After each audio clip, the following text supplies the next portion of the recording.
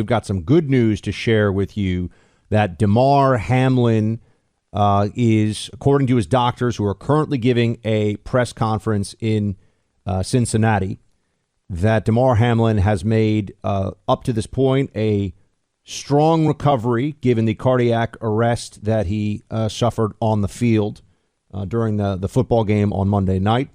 And Damar Hamlin is showing that neurological function is okay, and there's still some additional steps here before I think they can give the full recovery and an all clear sign. But Clay, from what I'm hearing here from these doctors, Damar Hamlin's prognosis is good, and he is out of the acute danger phase of this situation.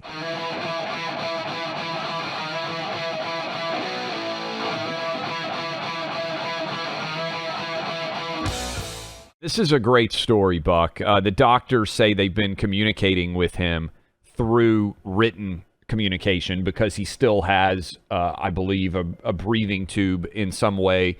One of the first things, this is according to his doctors, one of the first things he asked as they began communicating was, who won the game?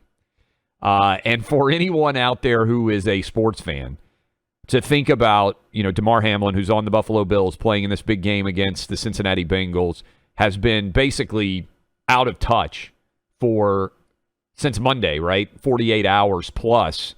And one of the first things he says is, who won the game?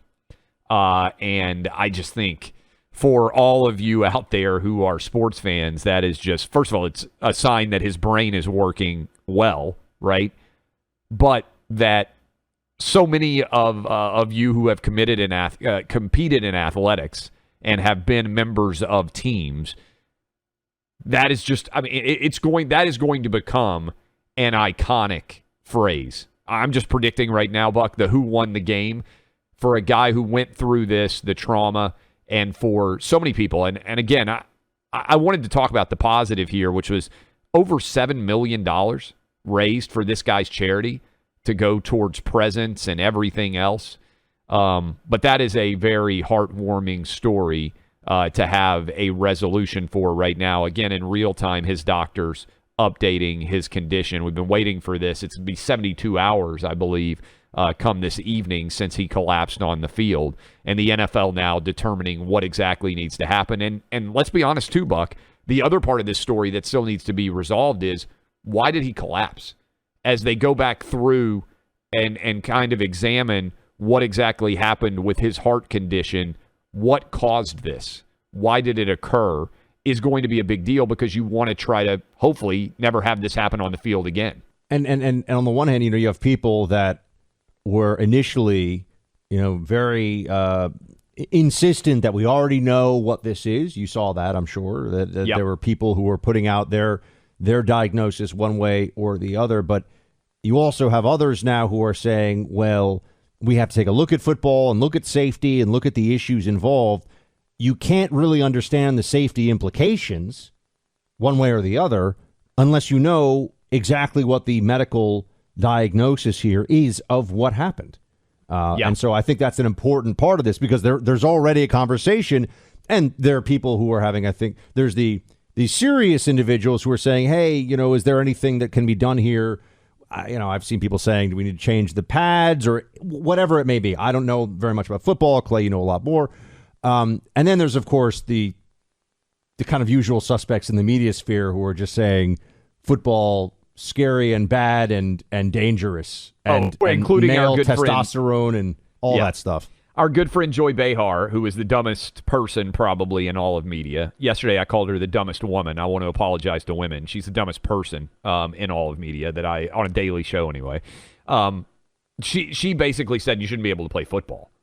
And this is a natural growth of where the left wing is going to go.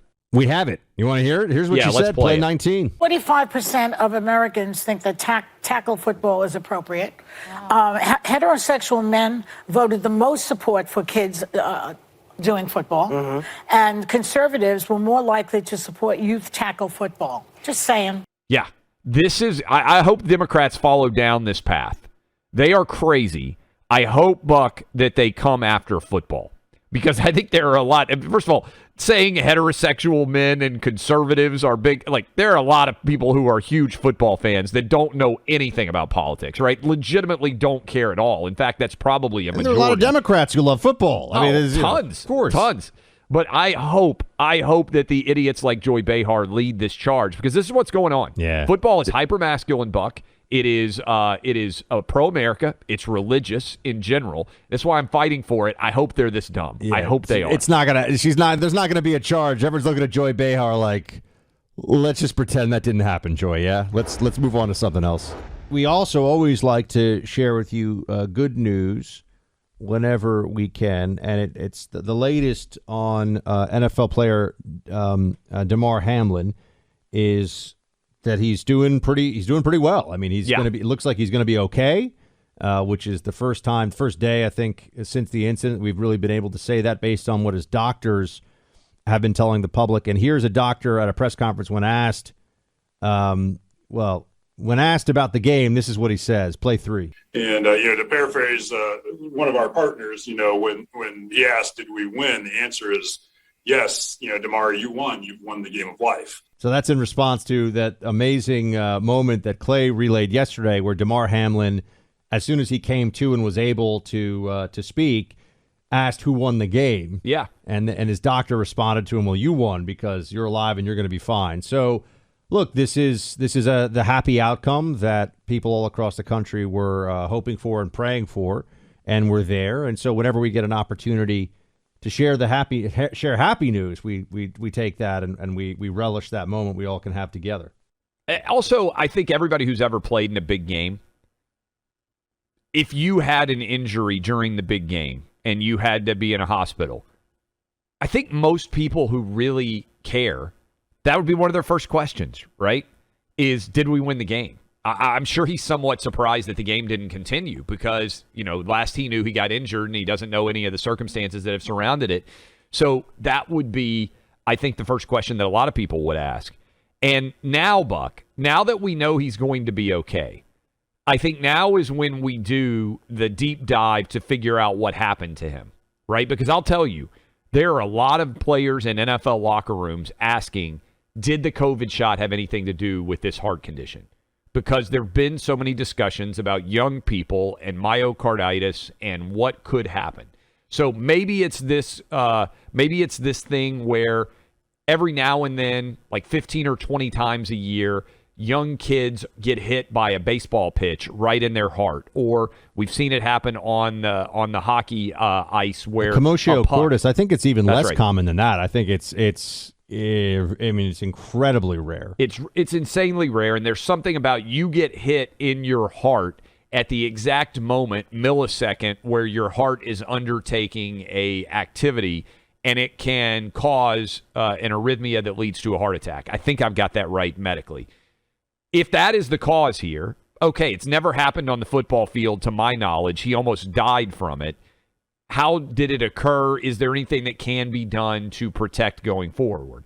Or have doctors now determined, hey, the reason why this happened is because, for people who are sports fans, every now and then somebody collapses who's an athlete because athletes tend to have larger hearts, and that sometimes can lead to different heart-related conditions. Was there something there? In other words, when there is a serious medical incident, one of the most important things is figuring out why it happened and trying to keep it from happening again. Now that we know he's going to be okay, I'm curious as the story shifts there.